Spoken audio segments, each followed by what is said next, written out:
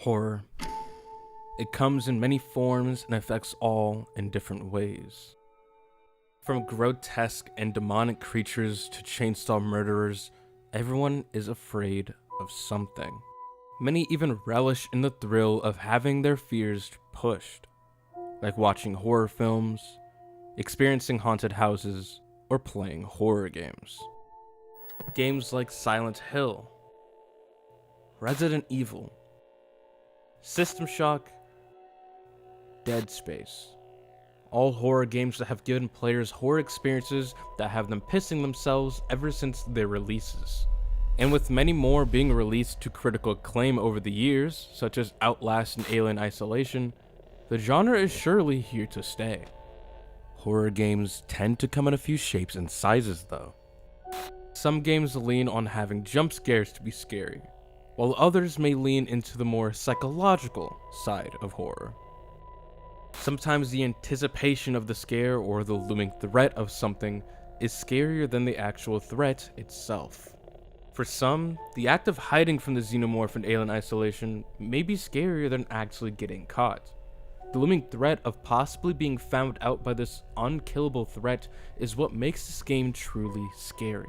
But what about horror elements in games that aren't necessarily horror games? How could a game like Solar Ash instill fear, unease, and dread within its player? To find out, let's delve into the abyss, shall we?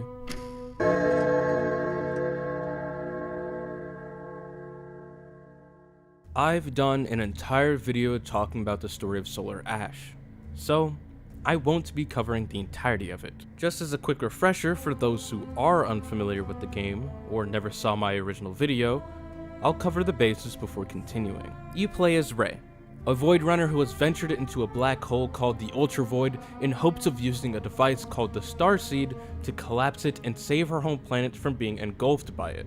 You'll traverse from location to location, clearing out anomalies that are interfering with the startup of the Starseed, while also uncovering the truth of the Starseed, the truth of the Ultra Void, and the events of what took place before Ray had arrived. Slowly but surely, Ray will learn said truth from a being named Echo, who appears to Ray after she clears an anomaly. Ray will slowly learn about the events that occurred before from Sid, her AI companion, who has had their memory segmented due to the active anomalies, as well as the Void Runner caches left behind by the other Void Runners. You see, Ray wasn't the only Void Runner to go into the Ultra Void, and she desperately searches for her team, hoping that any of them had survived. This is when one of the greatest fears begins to plant its seed. The fear of the unknown. The lack of knowledge. The lack of understanding. The act of being unaware is terrifying. We come to fear what we don't understand. And in Solar Ash's story, it quickly drops you into the unknown, both literally and figuratively. Not only are you in unknown territory, fighting grotesque creatures that you've never seen before, but you are also left not knowing the state of your comrades, what lies ahead, or something as simple as the current state of your world. By the end of the game though, things have already started to come to light. Ray has learned that the Ultra Void had already destroyed her world. The clouds and dust she skates atop of are the remnants of the world she failed to save, and has shifted her goals as she learns that the Starseed can reverse time, allowing her to essentially try again. This is the story of Solar Ash in a nutshell. A simple hero's journey tale on the surface that begins to show its true colors as the game progresses. One of the things in particular that is consistent throughout the story is you are alone, and the game expresses this fact very early. Not only is the single friendly connection you are able to establish is Sid, who is not able to follow you through your journey, but the other living beings you come across either don't recognize you for who you are or want nothing to do with you at all. The only hope the player has at this point is possibly finding a fellow Void Runner, but as you slowly uncover the caches, you'll eventually discover that not a single Void Runner had survived. Later on, even Sid malfunctions, leaving Ray to try and save her world, alone. This feeling of loneliness is even pushed home at the end of the game. After everything you had gone through, after discovering your dead comrades, after being pushed away by the only friendly faces around, after almost losing Sid, you learn that you were too late. In the heat of the moment, Ray is given a choice. She is given the choice to continue the cycle or end it. And depending on your choice, the remnants of your past will haunt you.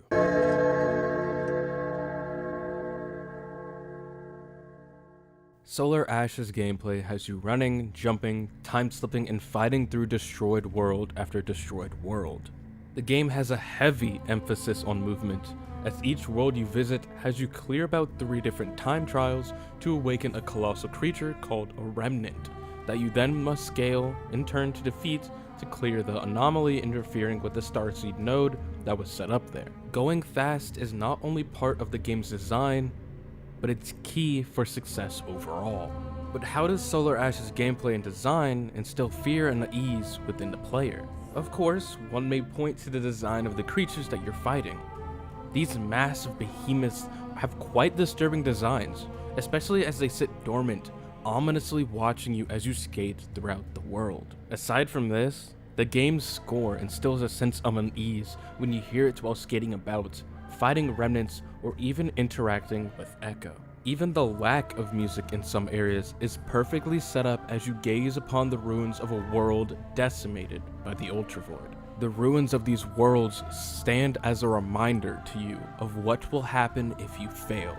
What will happen to your world if you fail to stop the Ultravoid. Another massive thing that the game does is use scale to its advantage. Remnants are colossal.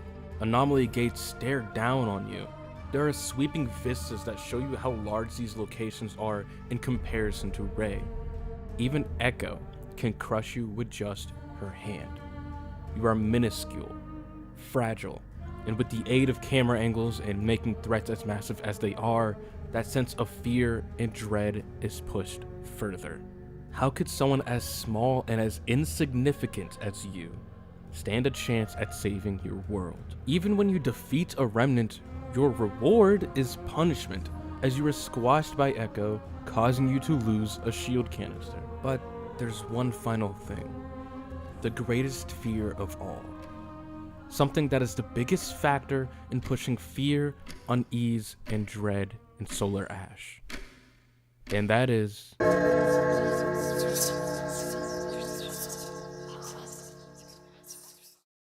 time itself isn't something that many may fear, but it's everything surrounding it that many fear. It's something that controls every single facet of our lives as it is ever present. Time determines how long the days are. Time determines many decisions we make. Time determines how long we have to live. It's both infinite, yet finite. It's both ever-present, yet not in consideration of many. In Solar Ash, time is everything. In the story, Ray is in a race against time to save her world, a race to find her lost comrades and destroy the Ultravoid.